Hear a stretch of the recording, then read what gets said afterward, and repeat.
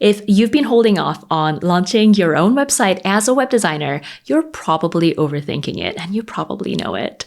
You only really need 7 key pieces, and honestly, the last one is my favorite because it can really take your business to the next level. But it is an advanced layer and completely optional if you're just getting started. Hey, I'm Danbee. I'm a web design mentor based in Switzerland, and I help web designers build profitable and inclusive businesses without overworking. You can get started with my programs for free at danbeeshin.com/training. All right, first up is your headshot, a photo of yourself. And this might seem obvious, but I see so many designers skip this and hide behind screenshots of their work. And this makes your website seem cold, a bit impersonal, like it could be anyone's website. You don't need a perfectly polished headshot taken by a professional photographer. You just need one high quality photo of you. You can even take it with your phone.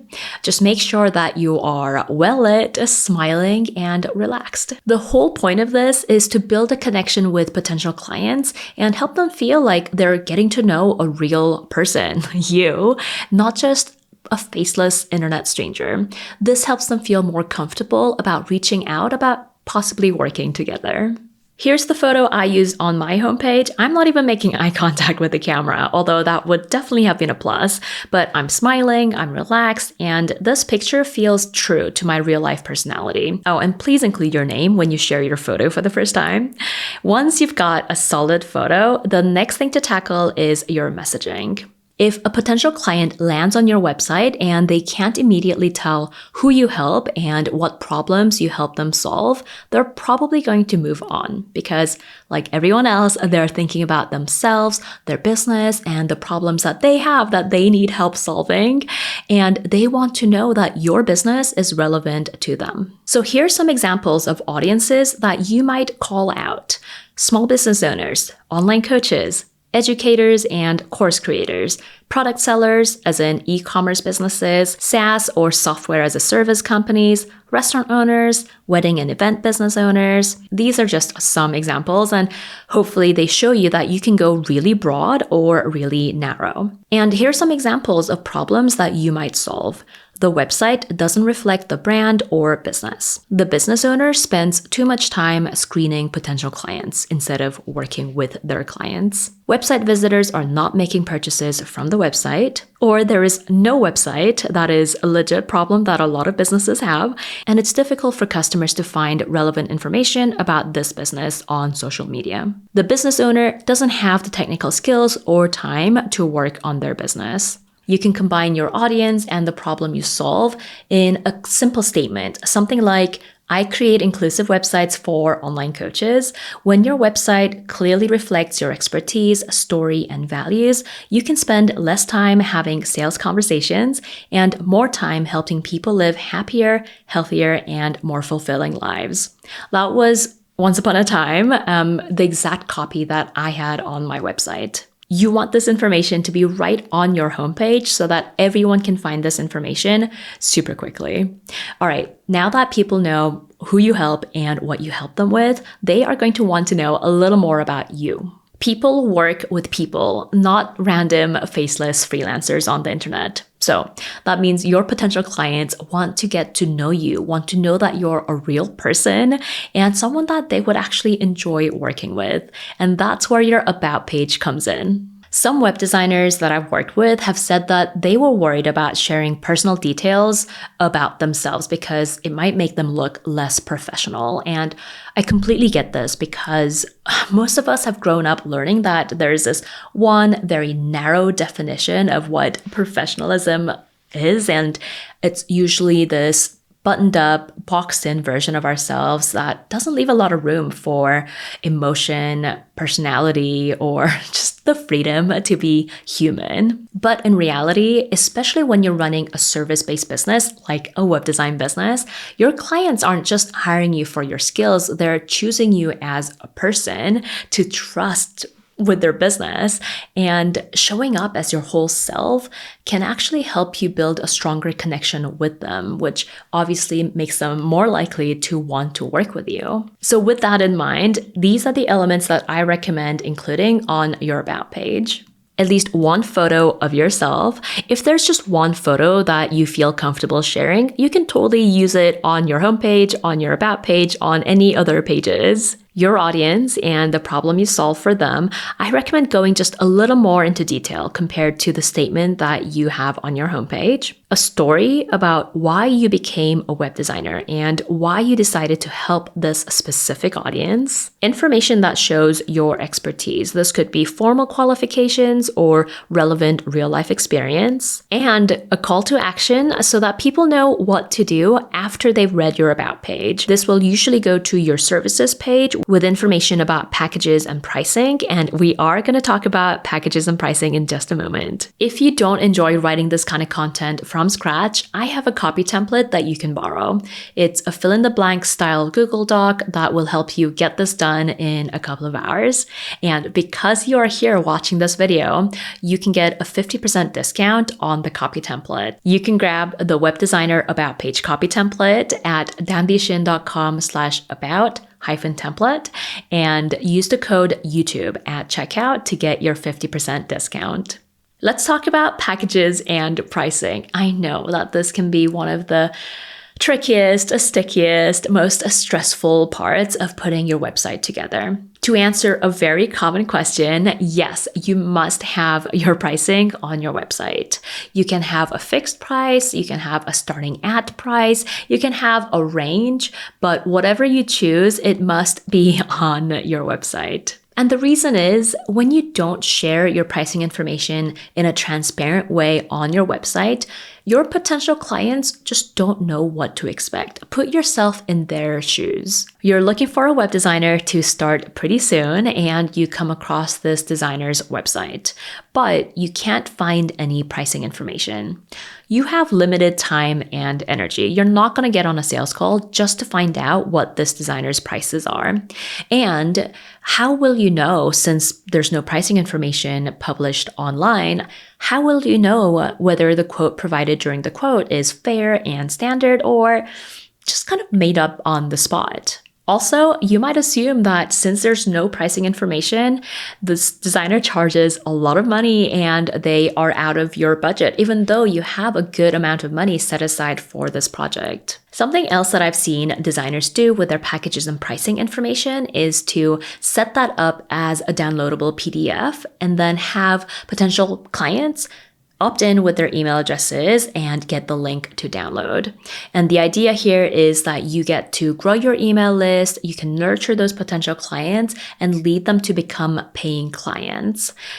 This is like a really nice theory, but I have personally found that it's not a very effective strategy for web designers in my network. In my experience, this just isn't how clients are choosing their web designers. They're not signing up for price lists, then reading emails for weeks, and then getting on sales calls. They are asking people in their network for recommendations and then checking out individual designers' websites and Instagram profiles, perhaps, and choosing who to work with within just a couple of weeks. So my recommendation is to have your packages and pricing information clearly laid out on your website, on your services page, for example, so that anyone can access that information without having to opt in. And if you want to go deeper into putting together your packages and pricing, I have a video all about that, so I will link to it here. If this has been helpful so far, please give this video a thumbs up. And if you want to learn more about building a profitable web design business, hit subscribe so that you don't miss my next video. All right, and now that your packages and pricing are sorted, we need to make it crystal clear how potential clients can take the next step towards working with you. You might think of this as your main call to action for your website. So if someone's looking through your website, they love everything they see, they think you could be the right designer for them, and they're ready to take the next step, what should they do? What do you want them to do? Should they, for example, book a discovery or sales call with you using a scheduler, or should they send you an email, or my personal favorite, fill out a form. The reason I prefer using a form is because it's less intimidating for potential clients than booking a call with a complete stranger that they have never spoken with. And also for me, it helps me avoid having surprise appointments popping up in my inbox. Plus, it gives me a chance to screen inquiries with a few simple questions and make sure that I'm not getting on a sales call with someone who is clearly not a good fit. What you choose as your client's next step just really comes down to personal preferences. I would recommend trying different approaches and seeing what brings you the most inquiries and, of course, better fit inquiries. And whatever it is that you choose, just make sure that it is super clear and straightforward. The next key piece is testimonials. Testimonials are quotes from past clients talking about how amazing it was to work with you. When someone is considering working with you, they're looking for social proof, basically reassurance that other people like them have hired you, had a great experience working with you, and gotten real results. And testimonials are one of the most effective forms of social proof. I see a lot of web designers holding themselves back unnecessarily when it comes to testimonials. A lot of people wait until they've collected enough to start sharing them on their website. You don't have to do that. If you have just one great client testimonial, if you have just one good client testimonial, go ahead and put it on your website.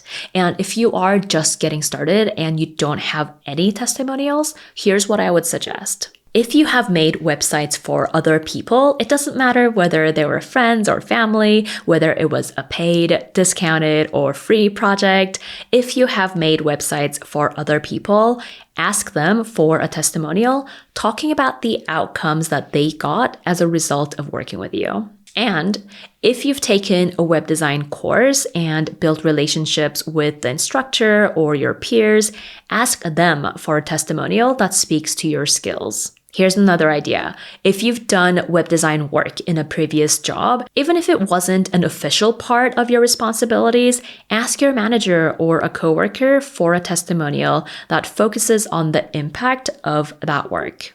In a perfect world, of course, you would have testimonials from actual past web design clients, but showing imperfect social proof is 1,000 times better than showing none at all. My favorite part of any web designer's website is their case studies. When I say case studies, I'm talking about a deep dive into a specific client project. And ideally, your portfolio would be a curated selection of 3 to 10-ish case studies, depending on how specific your audience is. The broader your audience, the more sense it would make to have a wider selection of case studies so that your portfolio is representative of that audience.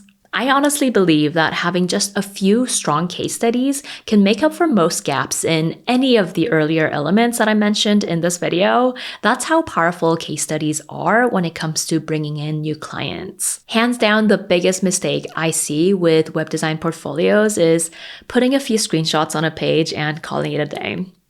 I know it can feel like your beautiful work should speak for itself. And I wish that were the case, but I hate to have to tell you that these screenshots do almost nothing for your potential clients. When someone is actively looking for a web designer and they're considering working with you, they want to be able to relate to your past clients. They want to know what kinds of results that they can expect, what kinds of improvements they can expect in their business if they chose to work with you. They're also trying to figure out whether they can trust you with something as important as their website. And they also want to know that you're someone that they're going to enjoy working with no drama, with no unpleasant surprises. Case studies tick all of these boxes. In a case study, you're telling a story about a specific client project, and really it's about your client. Who they are, what kinds of problems they were experiencing when they came to you, what goals you set for their website project to solve those problems, how you solved those problems, why you made the decisions that you made, and most importantly, what kinds of results you delivered for this client. This is the kind of content that people are interested in when they're about to hire a web designer. Plus, people love and remember stories. I don't know why. Stories are sticky, and your case studies are going to help you become more memorable and stand out from all the other designers that your potential clients might be considering. If you want a step-by-step process for writing case studies that attract high-ticket clients, check out my course, Case Study Recipe. It walks you through exactly how to structure your case studies and includes practical tools to help you speed up the writing process and knock out a new case study this week and start getting more leads.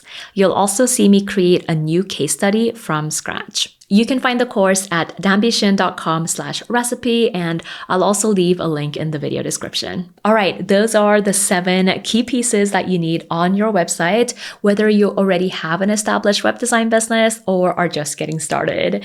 And if you are just getting started and you're building your business from scratch with no clients, with no portfolio, watch this video next. I'll tell you exactly what to focus on so that you can start booking new client projects. Thanks for watching, and I'll see you over there.